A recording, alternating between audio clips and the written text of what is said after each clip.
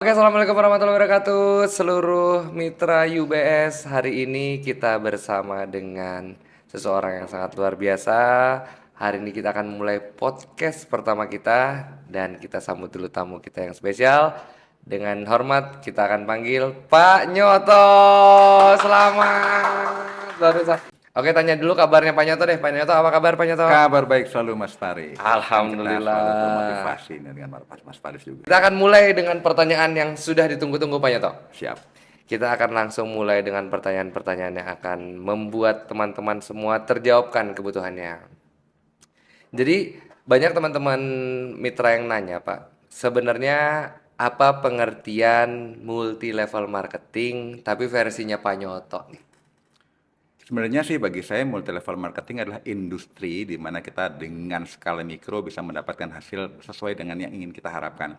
Kita tidak tergantungnya siapapun, kita punya kemerdekaan dengan kita bisa mendapatkan income yang kita inginkan dengan apa yang kita harapkan.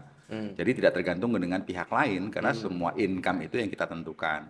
Dan membangun bisnis yang mikro ini yang menarik adalah kita membantu banyak orang untuk meraih impiannya. Dengan kita membantu orang meraih impiannya, kita mendapatkan apa yang kita impikan. Yang menarik Mas Faris. Oh, jadi beda ya sama kalau multi level bagi versi orang lain kan ada yang bilang ini adalah sebuah bisnis saling bahu membahu atau apa. Kalau ini adalah bisnis yang kita tidak ketergantungan ya, Pak ya? Iya, kita tidak ketergantungan kepada Ya. siapapun. Jadi yang paling penting di networking marketing itu adalah raise yourself to help mankind. Bangunlah diri Anda untuk membantu orang lain. Itu yang paling Oh, menarik. jadi bangun diri kita dulu, Iya, untuk membantu baru orang lain. oke. Setelah kita bisa memberikan bukti sama mereka kalau kita bisa Iya, menyelamatkan diri kita, baru kita siap untuk membantu mereka. betul itu betul sekali. Luar biasa. Wah, keren sekali ya pengertian multi level marketing versinya Pak Nyoto ini inspiratif sekali. Dan kalau misalnya mau tanya nih Pak, apakah Bapak tahu ya misalnya kayak tolak ukur dari sebuah kegagalan atau kesuksesan MLM itu tolak ukurnya dari mana ya? Sebenarnya di multi level marketing ini tidak ada istilah gagal, karena pada Hmm, prinsipnya kan kita membeli produk, di ya, mana produk itu sebenarnya kita butuh, tapi kita tidak tahu bahwa kita butuh produk itu. ya, Dan yang dijual di network marketing itu sebenarnya adalah bukan sekedar produk, ya, tapi edukasi bagaimana kita mengenal suatu produk yang berkualitas, ya, bagaimana membangun organisasi, bagaimana membangun kepemimpinan, bagaimana membangun bisnis yang luar biasa dan ya, membantu banyak orang. Itu yang ya. paling penting. Jadi edukasi itu bahkan tidak bisa dinilai dengan uang menurut saya di network marketing. Dan Oke. mereka yang terjun di industri ini biasanya mereka punya mindset seorang entrepreneurship yang punya leadership itu yang tidak mungkin bisa ditemukan di tempat lain itu menurut saya. Oh, berarti memang kalau ditanya ada yang sukses di MLM, ada yang nggak sukses, sebenarnya bukan itu ya Pak ya? Bukan, karena faktor dia tidak sukses karena memang dia tidak mengambil keputusan untuk sukses, tidak mengambil keputusan untuk menjadi besar, bukan. Karena Oke, dimanapun Anda berbisnis, baik industri network marketing ataupun industri konvensional, apapun usaha Anda, kalau Anda ya, tidak mengambil keputusan atau decision untuk menjadi apa yang Anda inginkan, atau hanya sekedar coba-coba, ya hasilnya coba-coba, iya, main-main hasilnya iya, main-main. iya. Tapi kalau Anda sudah mengambil keputusan untuk mendapatkan hasil yang besar untuk membantu banyak orang lain, itu adalah suatu perbedaan yang sangat besar sekali. Menurut Ya, saya. berarti ini bukan soal gagal ya, tapi soal Iya, pengambilan keputusan. iya, Jadi saat orang udah mengambil keputusan, keputusan itu layaknya diperjuangkan untuk dia mencapai kesuksesannya ya, Pak ya. betul. Tapi kalau dia nggak ngambil keputusan, maka sebenarnya dia gagal sebelum bertanding tadi, Pak ya. Iya, memang sebenarnya dia tidak mau, Tidak tidak mau ingin membangun sukses, apa-apa. tidak Iya, mau iya, membangun betul, betul, apa-apa, memang betul. tidak memutuskan untuk sukses, Iya, hanya betul. ingin coba-coba, atau ingin coba-coba, atau ingin iseng-iseng, atau ingin Ya. ikut-ikutan, itu satu hal yang berbeda. Iya, berarti memang tidak ada tujuan untuk membangun, jadi Iya, nggak ada kata sukses atau nggak sukses ya, Pak nggak ya? ada. Iya, betul. Itu sebenarnya hanya persepsi. Oke, oke. Berarti ini kalau ada pertanyaan dari pemirsa lagi nih, kalau 3 faktor yang menentukan kegagalan dalam berbisnis multi level, kalau tadi Bapak bilang nggak ada gagal, maka sebenarnya apa nggak ada kunci-kunci nggak? Faktor-faktor apa aja yang membuat mereka jadi akhirnya tidak mengambil keputusan? Berarti gitu ya, Pak ya? Sebenarnya di industri manapun, Ya, tidak harus di network marketing ya, ya. di industri konvensional ataupun jadi apapun Anda ingin mengembang menjadi seperti apa, itu semua orang yang selalu gagal dalam hidupnya punya 3 karakter menurut saya. Oh, 3 karakter baik. Satu karakter itu blaming. Blaming itu tidak pernah menyalahkan diri sendiri, tapi menyalahkan orang lain. Oke. Kan paling gampang menyalahkan orang Iya, iya lain, ya kan? benar. Kemudian accuse. Accuse itu mengasihani diri sendiri. Jadi, Ya. aduh saya nggak bisa berhasil ini karena saya seperti A, B, C, D. Dia Hmm. punya alasan demikian banyak. Karena yang namanya accuse itu adalah memberi alasan Iya. kegagalan dia dan itu Ya tidak akan jadi berhasil. alasan dia gagal ya banyak alasan ya. Banyak alasan. Oke. Kemudian yang terakhir adalah justify. Dia menjustifikasi dan kebetulan yang justifikasi adalah orang yang gagal seperti dia. Jadi saya gagal wajar karena orang lain juga melakukan yang sama seperti saya. Jadi ciri-ciri orang yang tidak berhasil dalam hidupnya adalah orang yang menyalahkan orang lain, Oke. orang yang beralasan dan mengasihani diri sendiri, Oke. dan yang ketiga adalah orang yang menjustifikasi segala sesuatu menurut kacamata mereka sendiri. Dia tidak mau keluar dari lingkungan itu sendiri yang dia ciptakan sendiri. Betul. Jadi untuk menjadi orang sukses itu mereka harus banyak belajar, Ya. mereka harus banyak mendapat tantangan karena Ya. setiap tantangan itu membuat dia lebih kuat dan lebih maju. Itu menurut saya Mas Faris. Oke, luar biasa. Jadi nggak mesti harus di bisnis multi level aja, di bisnis manapun ya. Sama. Hal kayak gitu sering banget terjadi ya, Pak ya. Iya, Itu sih betul. sebenarnya faktor-faktor yang buat orang gagal. Karakternya tadi 3 tadi ya. Jadi Iya. blaming, Menyalahkan habis orang lain, itu excuse, mengasihani diri sendiri dan mengasihani, beralasan, dan justifikasi. justify. Oke.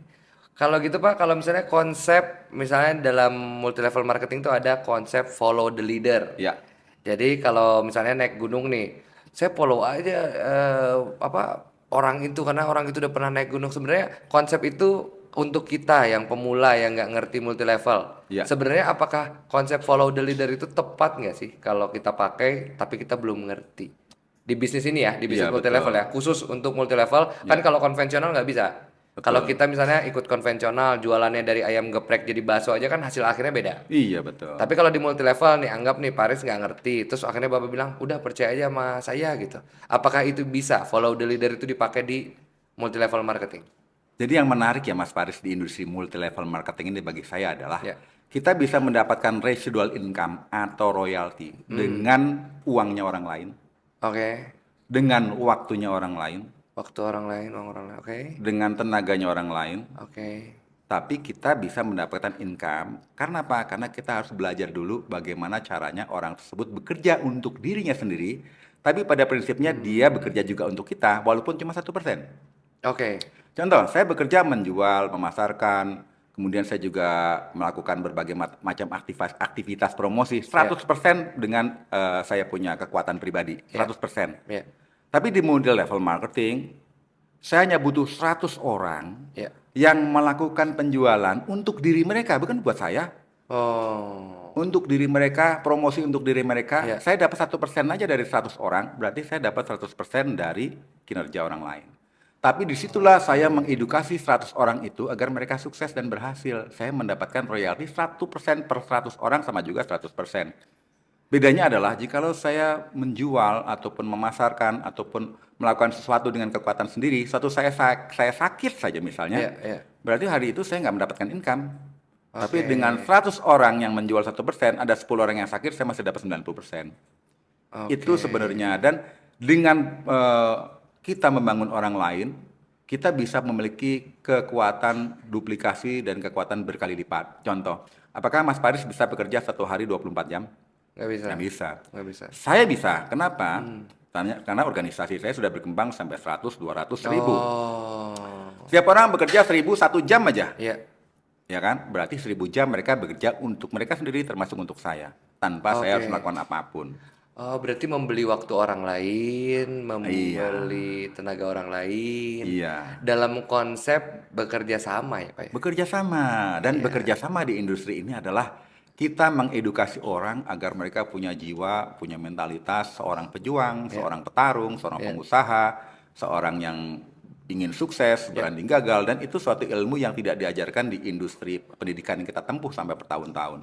Tapi di industri ini kita bisa mencetak orang yang punya semangat entrepreneurship yang bisa merubah masa depan setiap orang, bahkan bangun masa depan setiap orang otomatis membangun masa depan dirinya sendiri. Berarti follow the leader tadi ya kalau misalnya kita nggak ngerti, memang ikuti aja, Pak ya? Iya, jadi bagi saya itu kalau Anda ingin sukses, itu ada suatu konsep yang namanya KISS. Keep it simple and stupid. Oke. Semakin kita membuat bisnis ini terasa sederhana dan mudah dan kelihatan bodoh siapa orang bisa melakukan, Anda akan sukses. Oke. Jangan dibawa beban lah, Pak ya? Iya, Oke, jadi oke. udah deh santai aja. Bisnis ini sudah demikian sederhananya, demikian mudahnya. Iya. Demikian siapapun bisa melakukan sebenarnya, Keep asal it simple. keep it simple and stupid. Oh my gosh, keren Itulah yang banget, paling keren, penting. keren. Ini buat teman-teman tuh. Jadi harus jangan lupa kiss, kiss, kiss. Yes Setiap ada ya. masalah, kiss Nah, aja. tapi jangan bukan kiss yang harafiah ya. Ah, tapi ini keren-keren banyak banget kita belajar dari mentor saya nih Pak Nyoto nih. Pak Nyoto, mau nanya lagi nih Pak Nyoto. Kalau di UBS, Pak, kan ada istilah-istilah kafling. Yup. Hmm. Ah, istilah kafling kemarin sama Kak Sandra sempat diskusi Iya. apa. Ya untuk pandangan ini sih Pak, kan multi level ada yang bilang franchise, ada yang bilang apa. Tapi kalau kafling, Paris baru dengar. Ya, Nah, jadi ini kayak sebenarnya gimana konsepnya? ini kita merubah paradigma seseorang ya. Ya, Bahwa sesuatu yang nilainya bertambah itu pasti identik dengan properti atau kafling, setuju ya? ya, Tapi suatu kafling itu bertambah nilainya bahkan melesat sampai eksponensial, syaratnya banyak yang beli kafling itu, banyak orang yang menempati, banyak sekali kegiatan di kafling itu. Sehingga kafling itu yang tadinya harganya murah bisa dijual oh, mahal karena kondisinya oke. sudah demikian penuh dengan Banyak, berbagai macam ya kegiatan. kayak udah banyak ini ya penghuninya Pak ya. Penghuninya, contoh di Oh, UBS ini yang saya menarik adalah, jikalau saya bergabung membeli kafling usaha di UBS dengan hanya modal minimal, suatu saat organisasi saya berkembang demikian pesat, saya ya, bisa dapat income per hari 1 juta, 2 juta, 5 juta, 10 juta, ya, sampai 17 juta per hari. ya, Walaupun saya hanya belanja 500 ribu produk, ya. saya dibeli kafling properti usaha saya 10 juta per bulan, saya nggak akan jual. Oh, kalau ada yang nawar Pak Nyoto, itu akun Bapak sekarang udah 5 juta per hari. Saya beli deh 10 juta. Iya, kan Bapak belinya 500, nggak bisa. Karena Oh, properti saya nilainya akan naik nilai terus, dari kafling ini yang terus terus bertingkat. bertingkat dan Oke. berkembang. Makanya disebut eh, konsep usaha di UBS itu seperti properti. Jikalau Ya, kita membuat satu properti itu jadi segitiga emas, punya ya, nilai, ya. kita harus membuat daerah tersebut itu banyak penghuninya, banyak kegiatannya, banyak Iya, aktivitasnya, iya, otomatis nilai betul. tanah kita menjadi segitiga emas. Iya. Kafling kita pun Oke. di UBS akan menjadi segitiga emas yang bahkan Oke. tidak bisa nilai dengan uang jika kita membangun komunitasnya tersebut. Berarti ini erat hubungannya sama instrumen investasi ya Pak ya. Jadi dianggap atau kita analogikan sebagai kafling yang semakin banyak kemitraan kita, Iya, semakin berharga nilai sebuah kafling yang kafling kita. kita, Walaupun betul. belinya 500 ribu gitu ya Pak ya. Betul. Ah keren banget. Berarti pengertian kafling di UBS itu ya Pak ya. Iya, betul Mas Iya. Faris. Oke lanjut Pak. Ini ada lagi yang bertanya Pak tentang hukum kebutuhan manusia. Oh iya, itu Teori menarik. Maslow. Nah, ini Iya. kan juga apa sih yang membedakan dari kebutuhan Maslow dari konvensional sistem sama multi level system? Jadi yang menarik ini Mas Faris, karena saya udah di industri network marketing, multi level marketing, saya mengenal tentang bagaimana kebutuhan dasar manusia dari primer, sekunder, Ya, tersier. ya. Tapi yang menarik adalah kebutuhan aktualisasi diri.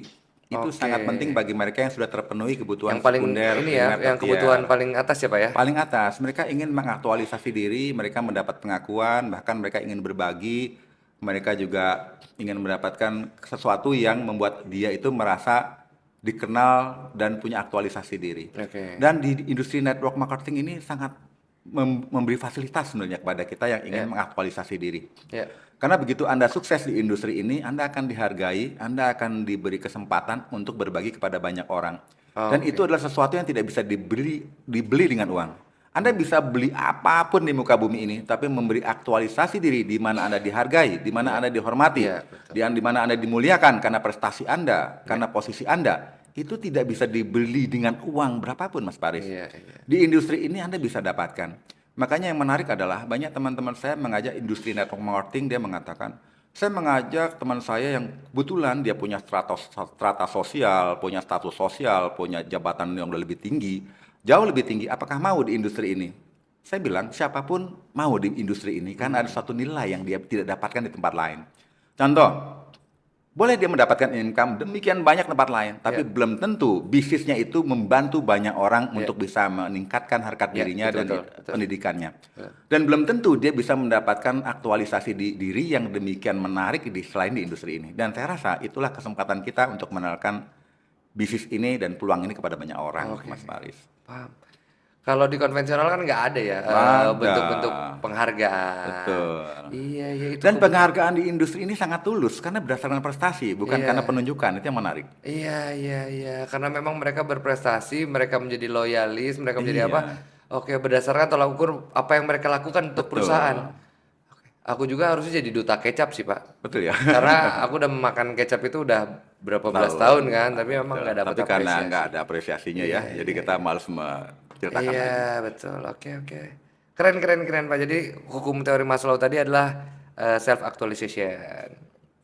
Nah, kalau ditolak Pak, udah biasa nggak ditolak? Bagaimana sih ngatasin kalau misalnya ada penolakan-penolakan? Ini mau bisnis A, B, C gitu. Sebenarnya yang namanya penolakan itu adalah hanya masalah persepsi saja. Ya. Karena kadang-kadang kita menawarkan sesuatu, dirinya tidak ada di sini. Hmm. Mungkin pikirannya lagi berkembang ke tempat lain saat kita tawarkan. Sehingga waktu Oke. kita Oh. tawarkan, kita hanya berhubungan dengan cangkangnya tapi bukan pribadinya ataupun dirinya.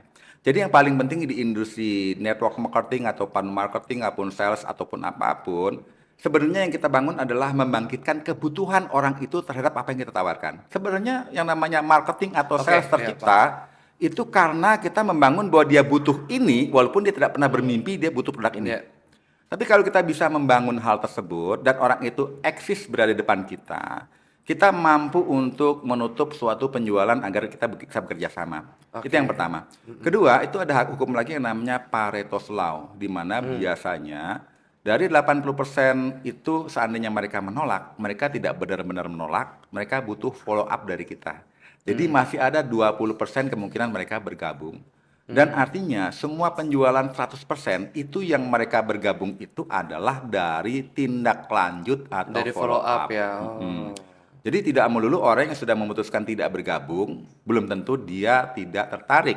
Oke. Karena waktu kita tawarkan, mereka belum berada di depan Kondisi yang tepat kita, ya. kondisi Iya, yang iya, iya, tepat iya, 100%. iya. Waktu kita cerita, mungkin dia masih punya problem tempat Iya, lain, punya masalah tempat lain, jadi dia betul. nggak fokus.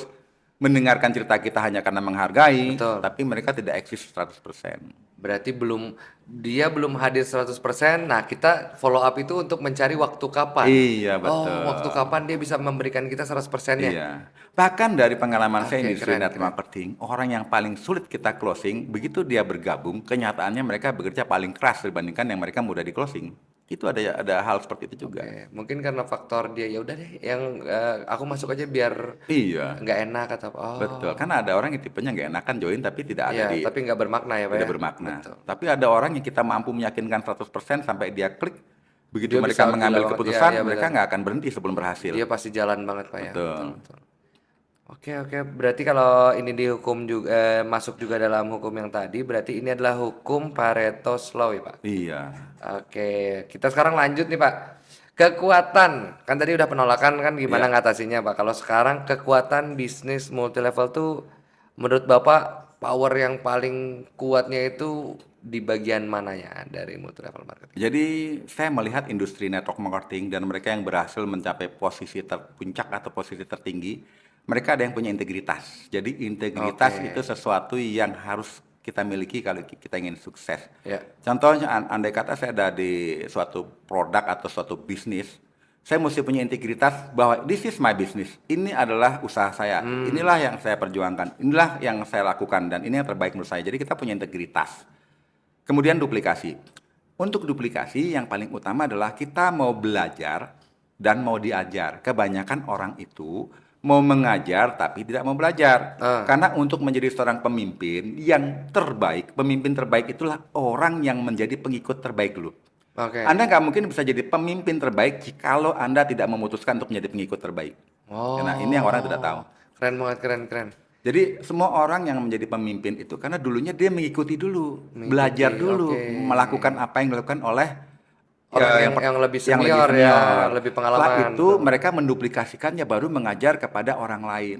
Nah kalau kita sendiri tidak mau belajar dan kita mau ngajar, kita nggak tahu apa-apa karena tidak ada Belum ada sesuatu yang bekal, ya, diturunkan, belum belum ada ada bekal. bekal ya. Jadi yang paling penting adalah duplikasi, integritas, duplikasi. Yang ketiga adalah edifikasi. Ya, Edifikasi adalah kita memberi kekuatan kepada pihak ketiga. Contohnya saya mengedifikasi perusahaan yang saya jalankan. Betapa perusahaan ini sudah puluhan tahun berpengalaman, produknya bagus-bagus, sistemnya bagus, manajemennya rapi, dan komitmen, konsisten, konsekuen, itu edifikasi tentang perusahaan. Saya edifikasi tentang produk, betapa produk ini sangat bermanfaat dan ya, semua orang butuh produk ini, ya, hanya mereka belum tahu dan tugas saya memberitahu. ya, Kemudian saya edifikasi tentang senior partner saya yang ya. mengajak di industri ini, betapa dia peduli dengan saya sehingga dia menawarkan bisnis ini. Saya edifikasi di habis-habisan dan saya bekerja sama dengan orang yang tepat di bisnis ini, yaitu senior partner saya. Demikian pula junior partner saya yang mulai start di bisnis ini, begitu Ya. mengajak orang lain, saya juga edifikasi bahwa dia punya impian, punya cita-cita, punya semangat yang sama dengan saya, dan dia pasti sukses kalau bergabung dengan junior partner saya. Jadi Oke. kita memberi kekuatan kepada orang-orang yang ada di circle bisnis kita. Ya. Bahkan terhadap crossline pun kita harus memberi edifikasi betapa dia itu sebagai motivator kita, Oke, walaupun untuk dia kita itu maju ya. Iya, iya. kan gini, sesuatu besar itu kalau ada kompetisi, Iya, setuju ya? betul, setuju. Jikalau kita tidak punya kompetitor, nggak Iya. ada bisnis yang besar karena Iya. nggak ada Nggak ada yang harus dilawan. yang harus dilawan, Iya, nggak ada betul. perbandingan. Iya. Suatu makanan enak ada makanan yang nggak enak, Iya. ya kan? Suatu yang besar karena suatu yang kecil kan gitu. Iya, betul. Jadi yang namanya kompetitor itu penting dan itu mesti Iya. kita edifikasi juga. Oh, Seperti keren itu. sekali, banyak banget ilmu yang bisa didapat dari Pak Nyoto, luar biasa. Jadi kalau nggak ada kompetitor, kita nggak akan bisa maju. Nggak bisa maju. Apa tolok ukur bahwa kita sukses kalau tidak ada yang gagal? Orang nggak ada lawan. Nggak ada lawan. Iya, iya, benar-benar. Wah, luar biasa. Pak Nyoto, ini ada lagi pertanyaan Pak Nyoto. Ini terus banyak banget pertanyaan masuk. Ini dua lagi ya, Pak ya. Apakah orang introvert dan extrovert mempengaruhi kesuksesan seseorang dalam network marketing? Jadi menurut saya ya, mereka yang punya karakter di dunia network marketing, karena kita ini adalah business people, Oke. bisnis tentang manusia, Ya. jadi kita pasti mengalami banyak sekali karakter orang di sana yang sangat banyak sekali beragam, dan setiap orang punya potensi untuk sukses apapun karakternya. Ya. Baik dia introvert ataupun ekstrovert, terbuka ataupun tertutup, bahkan ada lagi tipe manusia dikategorikan menurut salah satu buku namanya buku apa? Pohon Kepribadian ya, karangan Lee Thayer itu. Ada orang yang tipenya sanguin, Ya. ada yang orang tipenya melankolik, ada Ya. orang tipenya kolerik, Kolerik, ada ya. orang tipenya plekmatis. Ya. Dan mereka punya kekuatan untuk besar dengan karakter mereka masing-masing. Ya, dan orang introvert saja rata-rata kan biasanya mereka melankolik ya. Mereka hobinya segala satu itu dihitung dulu, dianalisa dulu, dipikirkan dulu. Dan tidak mudah untuk yakin atau percaya jikalau hitungan analitis mereka nggak masuk. Ya. Tapi begitu mereka sudah terjun di dalamnya, biasanya mereka lebih serius dan lebih fokus dibandingkan orang yang mungkin karakternya pragmatis, Ya. contohnya seperti itu. Ya. Nah itu sebenarnya semua orang punya potensi sukses karena di industri ini saya sudah lihat berapa banyak orang yang menduduki puncak tertinggi di industri network marketing, dari mereka yang punya karakteristik pragmatis, Ya. karakteristik sanguin, karakteristik kolerik, maupun karakteristik melankolik. Karena apa? Karena di industri ini, contohnya saya pribadi misalnya seorang yang tertutup, Ya. tapi saya mampu mengajak orang-orang yang bersifat terbuka. Ya. Jadi saya bisa bekerja sama dengan berbagai macam karakter, saling melengkapi, akibatnya mereka bisa sukses. Oke. Karena kita saling membutuhkan antara introvert dan ekstrovert dan beragam Ya. karakteristik seperti itu, Mas. Malah kecenderungan kalau orang introvert dia menerima sebuah bisnis, dia benar-benar sudah meyakini itu ya, Pak ya? Dia biasanya meyakini dulu, Ya. dia berpikir Dengan- berkali lipat, ya, baru dia putuskan. ya. Bahkan ngajak orang kayaknya lebih mudah orang introvert ya, Pak, Iya, daripada betul. ekstrovert ya. Oke, Bapak. Jadi di sini tidak, jawabannya adalah berarti selama ini melihat orang yang udah sampai di puncak kesuksesan tuh nggak mesti dia introvert, nggak mesti dia ekstrovert, keduanya mungkin ya, Pak ya? Semua punya kesempatan dan kemungkinan yang sama. Baik, baik. Berarti adil banget dong Adil. bisnis ini, keren-keren ya. Dan terakhir Pak, untuk pesan orang yang pertama kali ikut main di network marketing, tapi Bapak izin langsung ke kamera.